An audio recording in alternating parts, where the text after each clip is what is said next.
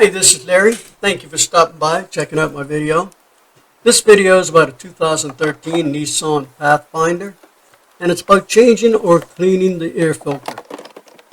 Now, I've already got the cover off here. You saw how I did it, but it's two clips in the front. You're just going to pop the two clips, take off the hose in the back by loosening the clamp, and pull the hose back. Take the filter out. If you've got a compressor, it'll work great. You can blow it off. If you don't have a compressor, some vacuum cleaners will have a blowing cycle on it that you can use. But you want to try and blow it front and back. Very important you do the front and back. Tap it on a hard surface, not the wire part down, but the flat part down, the green or sometimes the orange. You want to tap that because sometimes you get a leak or something stuck in there that the air hose doesn't blow out. But the last thing you do is you blow the wire side again. Because that's the side that the dust or dirt that comes through to get into the engine. You want to make sure it's clean. You also want to make sure that the rubber seal around it doesn't have any sand or anything like that, any kind of debris stuck to it. You want to wipe it off, make sure it's good and clean. Because if you put that in and it's got sand on it, and it happens to be on the wrong side of that seal, it's going to pull it right into the engine. It's not going to be good for the engine. You want to make sure it's nice and clean when you're finished. Hold it up to the light.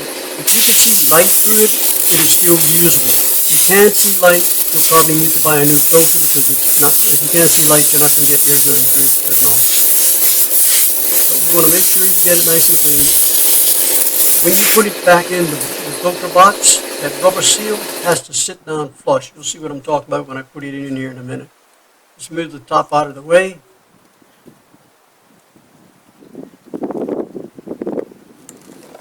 Just drop it in, but make sure it goes all the way down with the rubber seal is flush, like that. Now you see there's two clips in the front. You're going to clamp them down when you get it in. Now there's three tabs in the back.